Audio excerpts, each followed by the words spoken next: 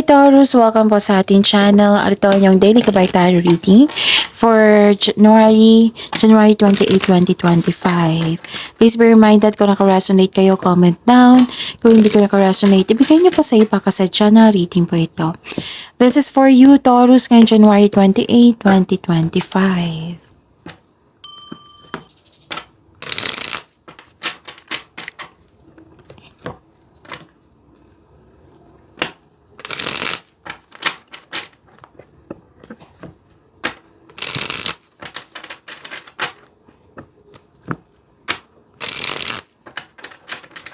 Para po ito sa inyo Taurus ngayong January 28, 2025. Maraming salamat po sa inyong patuloy na suporta at maraming salamat din po sa mga hindi nag-skip ng ads. Gamitin ang reading na ito bilang gabay lamang. Sa mga hindi pa nag-subscribe, subscribe na po kayo at click bell notification para malaman nyo na may bago tayong video. Para sa mga gusto magpa-reading po, may lumabas dyan sa screen nyo ngayon. Panoorin nyo po at sundin ng instruction. Spirits Guide, mga ganap po para kay Taurus ngayong January 28, 2025. I need 3 cards po.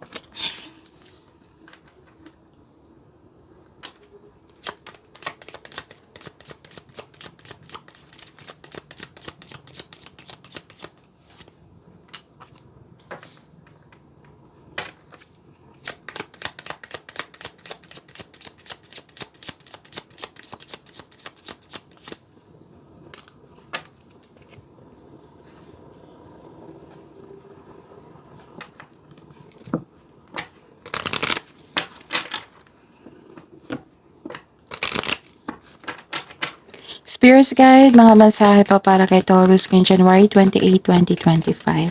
I need 2 cards po.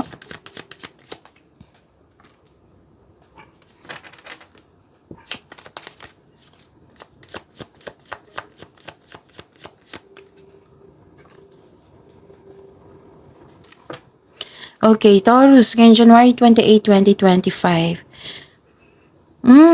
Naka-receive din kayo ng good news po. Pwede din may matanggap kayo na buntis, nanganak, kasal, ikakasal. Pwede yung paglilipat ito sa malayong lugar po. May in-announce kasi isang grupo ng tao at nagulat sila. So this is change for the better. So claim nyo po ito, Taurus. At stop overthinking kasi nakaka-drain niya ng energy. Stop overthinking po. Kung nais nyo, what I meant is, how to stop overthinking. So, bigyan ng solusyon kung hindi pa kaya, kundi magkaroon ng time for reflection or mindfulness skills. Okay? Tikita ko dito na harvest time. This is, I consider this is abundance kasi nag-grow siya eh. Oo, tinanim mo, nagbo-bloom. So, nag-harvest kayo. Pwedeng sweldo nito. Pwedeng binayaran kayo sa binigay mo yung serbisyo. Pwede din may nagbigay sa inyo. Like for example, produkto ito, naging fast movie na siya ngayon. May concern nga lang kayo sa isang tao dito, nagkaroon kayo ng loss of connection. Pwedeng tampuhan din ito. So, bring love into the situation. Sabi po ng card nyo po. So, confidence is your key to success. Spirits Guide, na po yung energy ni Taurus ngayong January 28, 2025.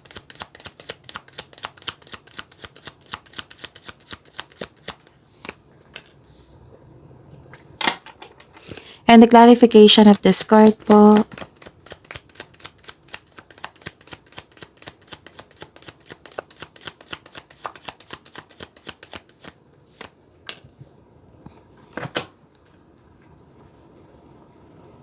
Okay. Kung may narinig kayo, may nakita kayong repeating message, meaning just ay pinupush ng cards niyan kasi ang ilan sa inyo hindi pa binigyan ng atensyon.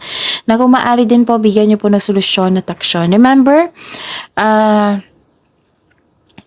Taurus, at the end of the day, alam mo na ikaw lang taong may kakayahan at responsable na gumawa ng sarili mong katotohanan at kinabukasan. So ano yung energy ni Taurus po? Nakita ko dito na nagkaroon po ng victory. Wow, ang ganda naman. Ang ganda ng cards nyo. Taurus, victory, recognition, balanse, pagkakaisa, may magandang balita na parating or may bagay na matutupad. See? Nag-clarify siya sa oracle cards nyo at sa tarot cards nyo. May parating na good news especially after a period of struggle. So, you're feeling proud sa inyong accomplishment ngayon. In-acknowledge mo yung success at may matatanggap kang papuri from other people. So, nagsumikap ka at deserve mo itong tagumpay na ito. So, allow yourself to shine in this moment. Okay? Nakita ko rin dito na palagay na kayo sa inyong sitwasyon. Okay? So, financial stability, nakikita ko rin dito. Pwede naman, then, boss kayo, leader kayo dyan. Or may offer na leadership role. Yung gamit na gamit yung skills mo ngayon. Yes. So, dalawang card na po nagsabi dito na may taas na tagumpay. Tagumpay, dalawang card nagsabi ha, tagumpay lalo na sa kaperahan. Tagumpay sa kaperahan. At katatagan ay nasa yung kamay na.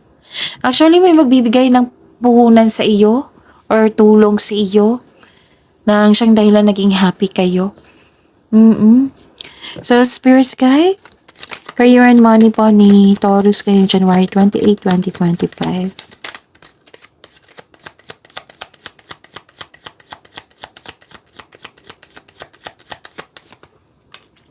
And the clarification of this card po.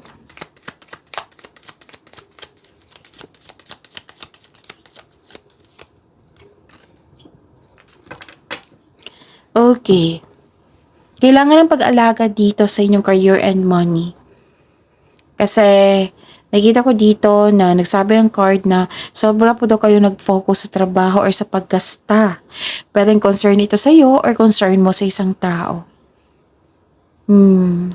So this card tells you na focus kayo sa emotional and mental stability. You need to relax and listen to your intuition. Nakita ko rin dito na nagkaroon po ng new beginnings, abundance. Wow, ilang beses lumabas dito yung abundance. Claim nyo tong abundance po. Taurus. May parating na job opportunity, another card na nagsabi ng promotion or pag-level up sa inyong sweldo or kita. Financial growth and stability nakikita ko dito. 3 card na po nagsabi dito. So, claim nyo ha, Taurus. Ang ilan sa inyo ready na mag-pursue ng another career, new career path po, that will offer more stability and abundance. Ang ganda ng cards nyo ngayon. Spirits Guide, love, life, self-love, partnership, and romance ni Taurus. Ngayon, January 28, 2025.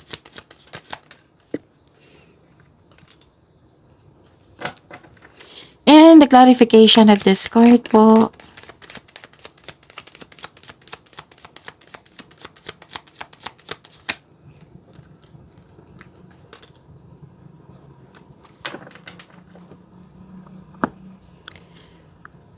Okay.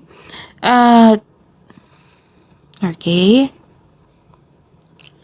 Taurus, maraming salamat po sa patuloy na tiwala, suporta sa ating channel, at maraming salamat din po sa mga hindi nag-skip ng ads.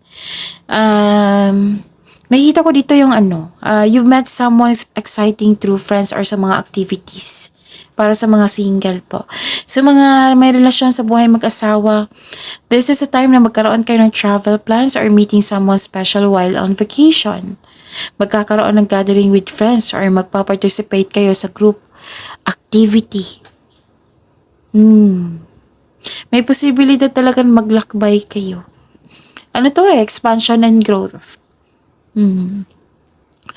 So, this is a clarification of your card na may buntis nga. Or fertility ito.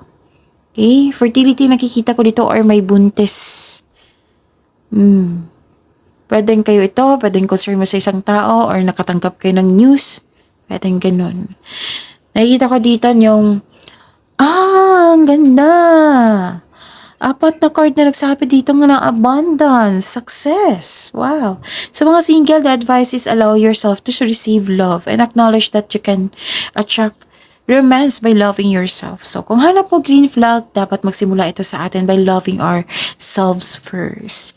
So, this is a fertility ha. Pwedeng buntis or fertile kayo ngayon. So, kung gusto nyo, then go ahead. Kung ayaw nyo, then use protection. Okay? Pagyamanin niyo po yung blessings na binigay sa inyo. Taurus, see you tomorrow. Please like, subscribe, and click po button for notification para updated po kayo sa daily tarot reading natin. Maraming salamat po.